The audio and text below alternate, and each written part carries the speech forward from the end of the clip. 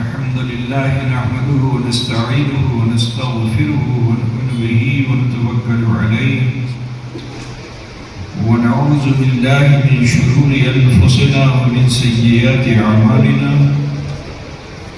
من يهده الله فلا مضل له ومن يضلله فلا هادي له ونشهد أن لا إله إلا الله وحده لا شريك له ونشهد أن سيدنا وطبيب قلوبنا وشفاء صدورنا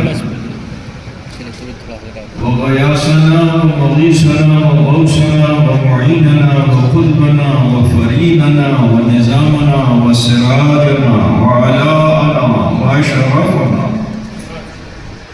والنور عيننا محمد الذي كان عليا في درجاته فاطما في تطهيراته حسنا في صفاته شهيدا في تجلياته زين العابدين بعباداته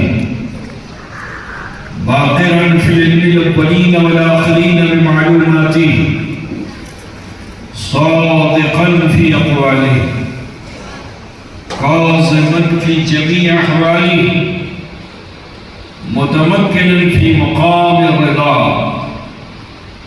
جوادا كفه عند العطاء هاديا إلى سبيل النجاة عسكريا مع الغزاة مهديا إلى طريق اليقين غياث المستغيثين صلوات الله تعالى عليه وعليهم أجمعين أما بعد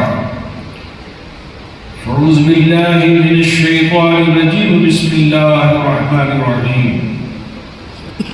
أقيموا الصلاة صدق الله مولانا العظيم وبلغنا رسوله النبي الأمي الكريم ونحن على ذلك من الشاهدين والشاكرين والحمد لله رب العالمين. ذو القدر علماء ملت اسلامیہ نتیب اجلاس جشن عید میلاد النبی صلی اللہ علیہ وسلم میں تشریف لائے ہوئے برادران اسلام، عزیز بچوں، نوجوان ساتھیوں، عقیدت و خلوص کے ساتھ بارگاہ رسالت مآب سید عالم نور مجسم جناب محمد رسول اللہ صلی اللہ تعالی علیہ وآلہ وسلم کی بارگاہ بے کس پناہ میں جذبہ خلوص کے ساتھ ہدیہ درود پیش فرما دیں۔ اللہم صلی علی سیدنا مولانا محمد وعلی آلہ سیدنا مولانا محمد بارک وسلم صلاۃ و سلام علیک یا رسول اللہ۔ سالہ سال سے مولا علی کے اس علاقے میں بہت ہی بزرگ و احتشام کے ساتھ جشن عید میلاد النبی صلی اللہ علیہ وسلم کا انعقاد ہوتا رہا ہے۔ آج بھی حضور کے انوار سے اپنے مرجائے ہوئے قلوب کو منور کرنے کے لیے رسول رحمت صلی اللہ علیہ وسلم کے فیضان کرم سے مالامال ہونے کے لیے ہم اور آپ اس میلاد مصطفیٰ صلی اللہ علیہ وسلم میں حاضر ہوئے ہیں۔ دل کی گہرائیوں سے دعا کو مولا کریم آقائے دو جہاں سرور انبیاء احمد مصطفیٰ محمد مصطفیٰ صلی اللہ علیہ وسلم کے روحانی فیوز و برکات سے ہم سب کو مالا مال فرمائے، آمین۔ مجھ سے پیش کر عزیز القدر ڈاکٹر سید علیم اشرف جائزی،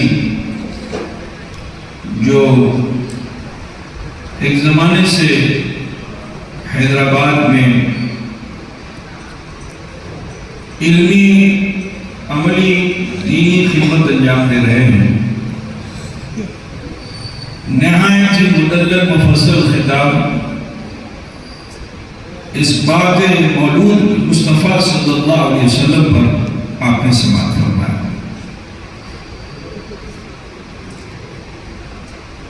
اب آپ سوچ رہے ہوں گے کہ اس نیاز کے موسم میں نے نماز کو موضوع کیوں بنا لیا ہے، لیکن میں آپ کو بتا دوں کہ وہ نیاز نہیں جس میں نماز نہیں، سبحان اللہ، اور وہ نماز نہیں جس میں نیاز نہیں۔ آج اسی کو یوں کہہ لیجیے کہ خطاب کا عنوان سے بنا لیا میں نے، اور اسی رنگ میں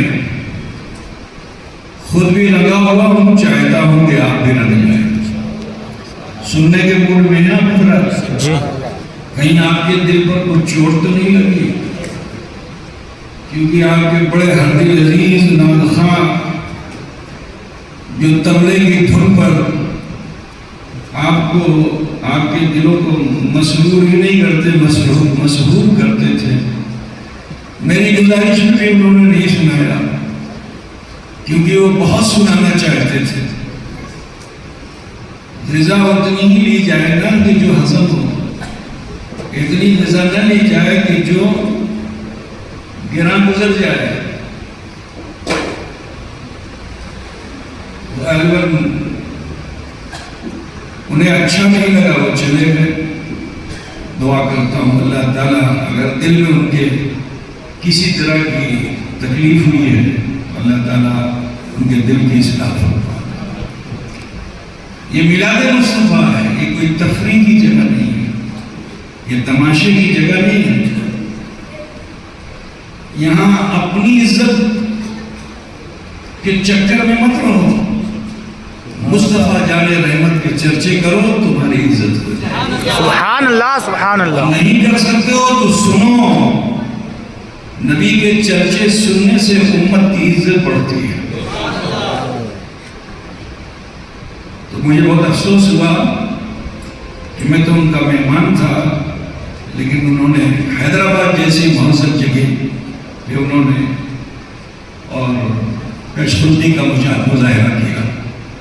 اللہ تعالیٰ مجھے انہیں سبھی کو ہدایت عطا فرمائے۔ نبی کی محفل کو ابھی جیسا کہ ناظم جلسہ میں آپ کو بتایا، بانیِ جامعہ نظامیہ کا ایک قول، اور وہ قول نہیں تھا بلکہ وہ حدیث تھی جس کو حضرت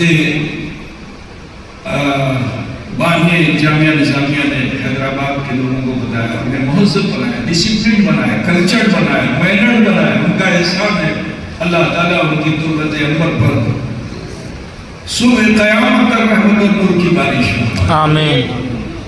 عزیزو، بہرکیف تھوڑا سا میرے قلب پہ غبار تھا، اس کو میں نے جھاڑ دیا۔ دعا کرتا ہوں کہ اللہ تعالیٰ میرا بھی دل صاف رکھے، آپ کا بھی دل صاف رکھے۔ آمین۔ کیونکہ ہم لوگ پیشہ ور نہیں ہیں، ہمارا کام یہ ہے کہ ہم خود بھی ہدایت حاصل کریں، آپ کو بھی ہدایت دیا۔ مولا تعالیٰ ہمارے اس عمل کو قبول فرما لے اور ہم سب کو سچا عاشق رسول بنا۔ بیٹھ کر تو میں نے جس آیت کریمہ کی تلاوت کا شرف حاصل کیا، اقیم الصلاۃ، نماز کو قائم کرو۔ عزیزانی گرامی، میں آپ کو بتانا چاہتا ہوں سب سے پہلے کہ حضور اکرم صلی اللہ علیہ وسلم کی ہم مولود مناتے ہیں، ہے نا؟ اور آج ہمارے سماج میں ایک طبقہ ایسا ہے کہ جو حضور کی سیرت کو بیان کرتا ہے، اور سیرت النبی میں سب سے پہلے وہ یہ کہتا ہے کہ رسول اللہ صلی اللہ علیہ وسلم کو 40 سال بعد نبوت ملی۔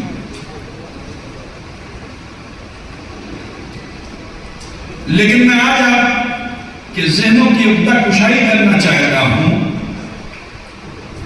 کہ اللہ کے رسول صلی اللہ علیہ وسلم جب اس خاکدان گیتی پہ جلوہ فکر ہوئے، سیدہ آمنہ کے صدف سے وہ موتی جب اس دنیا میں تشریف لایا تو انہوں نے ایک عمل کیا تھا. آپ میلاد بہت سنتے، میں آپ سے پوچھنا چاہتا ہوں وہ عمل کیا کیا تھا؟ رسول اللہ جب پیدا ہوئے تھے تو انہوں نے سب سے پہلا عمل کیا کیا تھا؟ آپ بتا سکتے ہیں؟ سجدہ. حضور سے بولیے نا، ڈریے نہیں. سجدہ. مولا علی کے علاقے میں آپ کو نڈر رہنا چاہیے، بالکل مت ڈریے، ہے نا؟ یا علی. تو سجدہ کیا تھا. اچھا، رسول پاک نے جب سجدہ کیا تھا تو اس میں آپ سجدہ کرتے ہیں تو کیا پڑھتے ہیں؟ دور سے پڑھیے نا. سبحان ربی الاعلیٰ. ان میں میں چاہتا ہوں آپ بھی شامل ہو جائیں. کیا پڑھتے ہیں آپ؟ سبحان ربی الاعلیٰ. سبحان ربی الاعلیٰ. تو معلوم کیا ہوا کہ سجدے میں یہی تسبیح پڑھی جاتی ہے، سبحان ربی الاعلیٰ، ہے نا؟ لیکن وہ انوکھے اور نرالے رسول دنیا میں تشریف لائے تو سجدے میں جا کے آپ نے کیا پڑھا تھا؟ بہت ہی علمی اپنی شہر ہے. کیا پڑھا تھا؟ ربی حبلی امتی، ربی حبلی امتی. میں آپ ہی سے تقریر کرنا چاہتا ہوں. میں مقرر ہوں، آپ مقرر. سبحان اللہ. آج میں مقرر ہوں، آپ سب مقرر ہیں. ٹھیک ہے؟ تو کیا پڑھا تھا؟ ربی حبلی امتی. اب میں معلوم کرنا چاہتا ہوں کہ مولانا آپ کے مولا علی کی مسجد کے امام ہیں، کیا نام ہے ان کا؟ نسیم اشرفی، ہے نا؟ یہاں کے لوگ حضرت کے مقتدی ہیں. کیا ان کی جسارت ہو سکتی ہے کہ اپنے پیچھے نماز پڑھنے والوں کو امتی کہتے ہیں؟ بولیے. الحمدللہ یہ شہر مشائخ کا شہر ہے، جگہ جگہ خانقاہیں ہیں. کوئی ایسا مرشد جو اپنے مرید کو کہہ دے کہ میرا امتی ہے؟ بولیے. یہ علمی شہر بھی ہے، یہاں پڑھے لکھے لوگ بھی ہیں، پروفیسر بھی ہیں، پڑھے لکھے لوگ ہیں. کوئی ٹیچر اپنے اسٹوڈنٹ کو کہہ دے کہ میرا امتی ہے؟ نہیں. بولیے. کون کہے گا؟ یہ کون کہہ سکتا ہے؟ امتی کون کہہ سکتا ہے؟ آپ بولیے جب سمجھ میں آئے گا. ادھر جب آپ سمجھ نہیں آئے گا کون کہے گا؟ جو نبی ہوگا وہ کہہ سکتا ہے کہ میرا فالوور میرا امتی ہے. ٹھیک ہے نا بھائی؟ اچھا بتاؤ کب کہا؟ 40 سال بعد کہا کہ پیدا ہوتے ہی کہا؟ پیدا ہوتے ہی کہا. پیدا ہوتے ہی کہا نا؟ جی. اب اگر کوئی شخص یہ کہے کہ نبی کو 40 سال بعد نبوت ملی تو وہ حضور صلی اللہ علیہ وسلم پر بہتان ہے کہ نہیں؟ ہے. رسول پاک پر الزام لگانے والا وہ اپنے ایمان کی خیر منائے کہ کہتے ہو 40 سال بعد نبوت ملی اور رسول آتے ہی دعا کرتے رب حبلی امتی، اللہ میری امت کو ہبا کر دے میرے لیے، اللہ میری امت کو ہبا کر دے میرے لیے. بولو اب حضور کو صرف بشر جانو گے یا ایسا خیر بشر جانو گے کہ جو اپنی بشریت سے پہلے بھی نبی ہے، جو اپنی بشریت سے پہلے بھی نبی ہے. خود رسول کائنات صلی اللہ علیہ وسلم ارشاد فرماتے ہیں کہ کنت نبیوں و آدم و بین الجسد والروح، میں اس وقت بھی کہیں تھا کہ جب آدم جسم و روح کے درمیان. سبحان اللہ. سبحان اللہ. آخر یہ بھی حدیث پاک کہ کنت نبیوں و آدم و بین الماء والطین، کہ میں اس وقت بھی نبی تھا کہ جب آدم آب و گل کی منزل میں تھا. اچھا، حضور کا یہ چیلنج اس کو کوئی جھٹلا سکتا ہے؟ نہیں. بولیے. نہیں. لیکن قضیہ کلیہ کیا ہے؟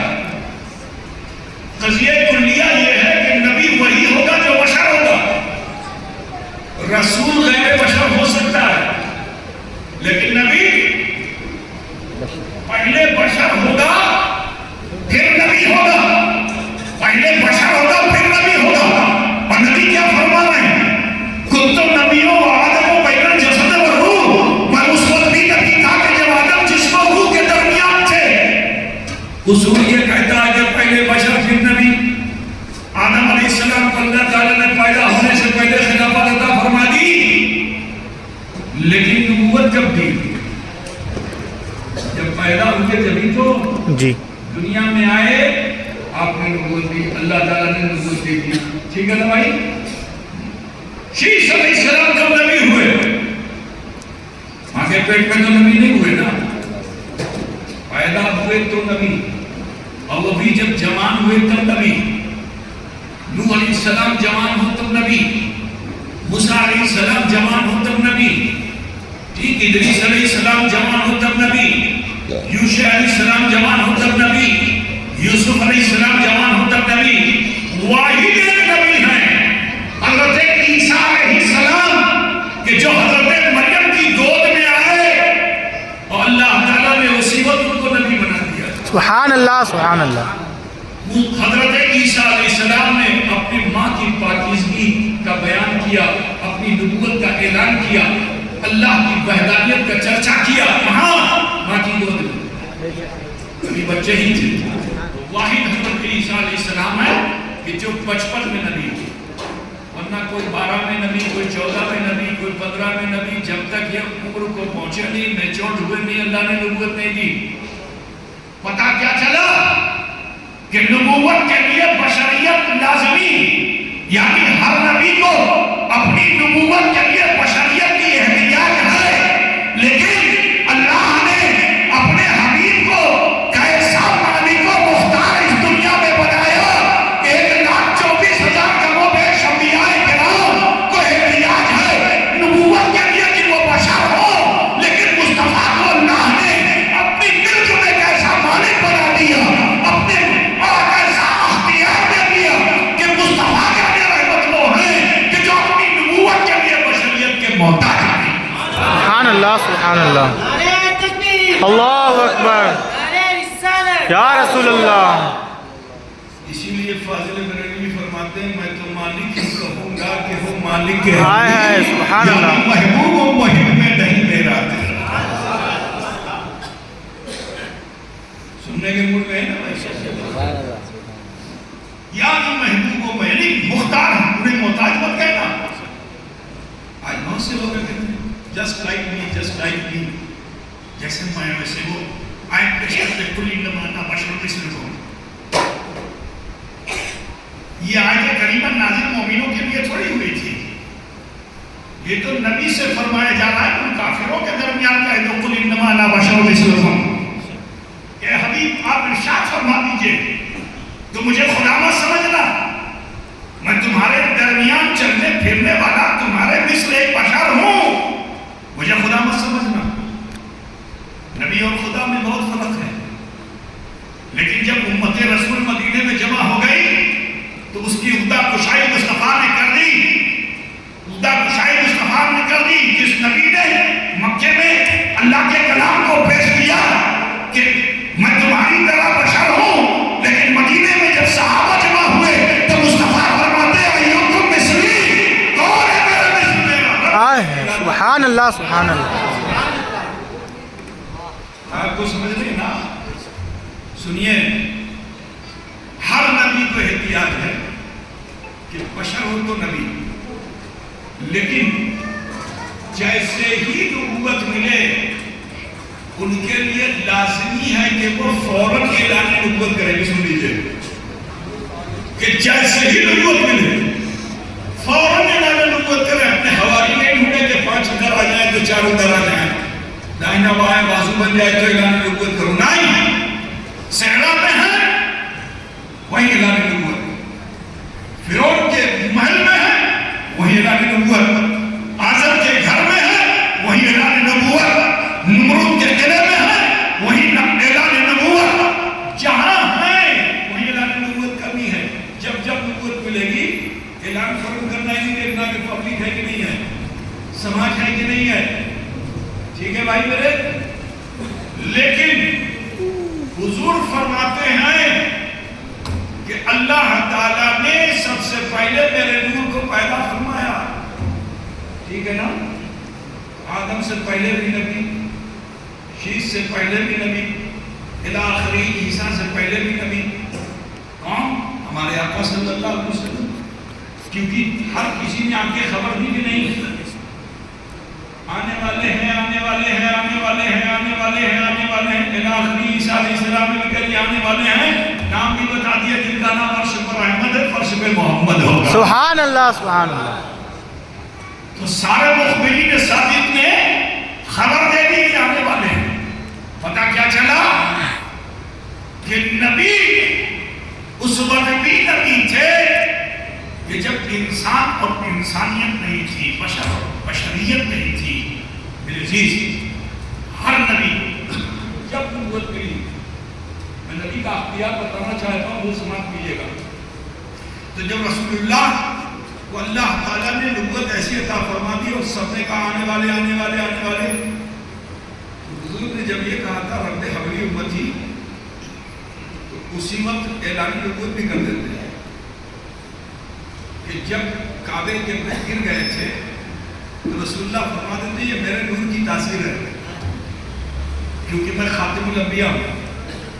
حضور نے فرمایا کیسر و کسرا کے محلات میں زلزلے آ گئے، کنگرے زمین پہ آ گئے، دیوار شک کر گئی، اللہ کے رسول کو اعلان کر دینا چاہیے تھا میں آ گیا ہوں خاتم الانبیاء۔ نبی نے اعلان کیا، آتش کدے اعلان پوچھ گیا، نبی نے اعلان نہیں کیا۔ حضور کے تشریف لانے سے شب دیجور میں نور کا اجالا پھوٹا، کفر چھڑ گیا، نور ہی نور آ گیا، لیکن نبی نے اعلان نبوت نہیں کیا۔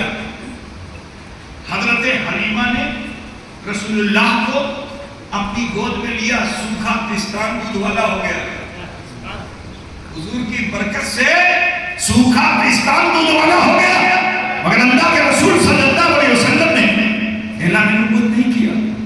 اٹھنی پہ بیٹھے تو برق رفتار اٹھنی ہو گئی، اعلان نبوت نہیں کیا۔ گھر پہنچے سیدہ حلیمہ کے، تو سیدہ حلیمہ نے شوہر سے کہا ارے کچھ کھانے پینے کا ہے؟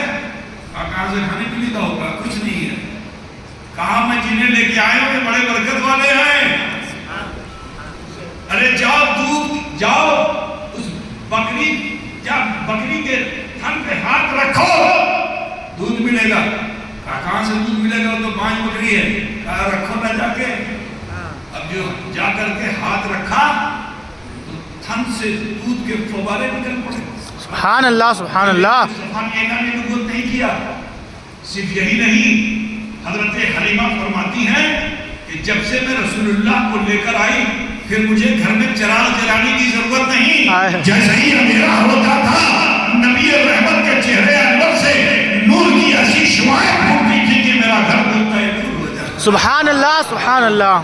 برادران ملت اسلامیہ، پھر بھی اعلان نبوت نہیں۔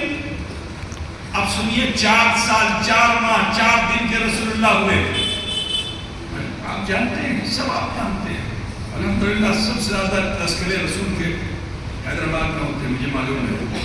یہاں کے بچے کے دلوں میں بھی مصطفیٰ کی عظمت بچے کے سینوں میں ہے۔ میرے پیارے 4 سال 4 ماہ 4 دن کے رسول پاک ہوئے۔ آج ایجوکیشن کے سسٹم بدلا ہوا ہے، بچہ ابھی ماں کے پیٹ میں آیا نہیں کہ باپ پریشان ہو جاتا ہے کس اسکول میں ڈالوں گا کس اسکول میں ڈالوں گا، جہاں جاتا ہے وہاں رجسٹریشن، ایڈوانس رجسٹریشن بھی بچہ ماں کے پیٹ میں ہے۔ آپ کو تعلیم کی اتنی فکر ہو گئی کہ بچہ ماں کے پیٹ میں ہے اور آپ اسے پڑھانا چاہتے ہیں۔ بہت اچھا ہے کہ آپ کی سوچ ہے کہ میں بچے کو پڑھاؤں گا، لیکن تھوڑا طریقہ بدل لیجئے، کب سے پڑھانا ہے وہ سیکھیے۔ آج بچے پڑھ کے جو گمراہ ہو رہے ہیں اس کی وجہ یہ ہے کیونکہ ہم نے اپنے طریقے پہ اسے پڑھایا۔ اگر ہم اپنے طریقے پہ پڑھائیں گے تو بچہ گمراہ ہوگا، لیکن نبی کے طریقے پہ پڑھاؤ گے تو ہدایت یافتہ ہوگا۔ میرے عزیز رسول پاک صلی اللہ علیہ وسلم کا شق صدر 4 سال 4 ماہ 4 دن کے جب آپ ہوئے تو ہوا، ٹھیک ہے؟ تو تعلیم کی ابتدا یہیں سے کرانی چاہیے. یہ جو چھوٹے چھوٹے بچوں کو ڈال دیتے ہیں لے جا کے صرف اپنی جان بچانے کے لیے ماں باپ اس کو لے جا کے ڈال دیتے ہیں ٹیچر کے سامنے. وہ ٹیچر بھی اسے اپنا طریقہ دے دیتی ہے. ماں کا طریقہ بچہ نہیں سیکھ پاتا ہے, باپ کی تہذیب نہیں سیکھ پاتا ہے. یہی وجہ ہے کہ عام طور سے بچے جب ہوش سنبھالتے ہیں تو ماں باپ کی قدر نہیں رہتی ہے. جو سسٹم ہے فطرت کا, آپ نے غیر فطری طور پر اس کو تعلیم دی, پڑھا تو اس نے, مگر وہ گمراہ ہو جائے گا, وہ بے دین ہو جائے گا, وہ پدبھرشٹ ہو جائے گا.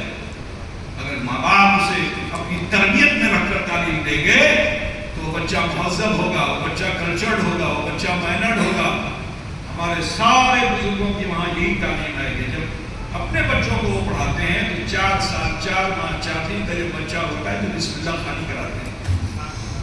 اصل یہ سسٹم ہمارے وہاں ختم ہو چکا ہے, فتنے اسی لیے بہت عام ہو چکے ہیں. تو میں آپ کے ذہن میں یہ بات ڈالنا چاہتا ہوں کہ اس چیز کو ضرور اپنے ذہن میں رکھیں. 4 سال 4 ماہ 4 دن, اور ان تینوں کو جوڑو تو کتنا ہوا؟ 12 والے سے نسبت ہوگی کہ نہیں ہوگی؟ آئے ہے سبحان اللہ سبحان اللہ. بولو نا بھائی, 4 سال 4 ماہ 4 دن کے رسول اللہ تھے. لوگ کہتے ہیں حضور بکری چلانے گئے بھی تو ہی بہت پڑھے لکھے مائی کو بول دیتے ہیں حضور بکری چلاتے تھے. گستاخی ہے, گستاخی ہے. اسی لیے قرآن پاک میں روک دیا گیا. راعی کا معنی ہوتا ہے چرواہا, اور راعیہ کا معنی مددگار کا بھی ہوتا ہے. جب اللہ کے رسول مدینے میں خطاب فرماتے, صحابہ کی سمجھ میں نہیں آتا تو وہ کہتے تھے یا رسول اللہ رائنا, یا رسول اللہ رائنا. یہودیوں نے سنا تو ان کو مزہ آ گیا. ایک ہی شبد کے 2 معنی, ایک سے چرواہا دوسرے سے مددگار. نیت بدلی ہوئی ہے, صحابہ کی نیت میں مددگار اور یہودی کی نیت میں چرواہا. تو آیت کریمہ نازل ہو گئی کہ لا تقولوا رائنا بل قولوا انظرنا, کہ تم رائنا مت کہو بلکہ انظرنا کہو. پتا کیا چلا کہ اگر دل میں چھپا کے بھی کوئی توہین سوچ لے تو اللہ تعالیٰ ایسے شبد کو, ایسے ورڈ کو بولنے سے روک دیتا ہے نبی کی بارگاہ میں, کہ جو شبد, جو ورڈ جس میں 2 معنی پایا جاتا ہے, ایک سے عزت دوسرے سے توہین, تو اللہ ایسے لفظ کو بھی بولنے سے منع کر دیتا ہے. قرآن میں ہے. بات سمجھ گئے نہیں؟ چرواہ کہنے والوں سے کہنا ہے کہ چرواہ نبی کو کبھی مت کہنا, گستاخی رسول ہے. ہاں آپ کے رضائی بھائی بکریاں لے کے جا رہے تھے, آپ بھی ساتھ میں ہو لیے, سمجھ رہے نا, آپ بھی ساتھ میں ہو لیے. پہاڑ پہ پہنچے تو فرشتوں کی جماعت آ گئی. سبحان اللہ. فرشتوں کی جماعت آ گئی. اور جب فرشتوں کی جماعت آ گئی, سب نے رسول اللہ کو گھیر لیا. حضرت جبریل علیہ السلام نے ان کو چٹان پہ لٹا دیا, سین میں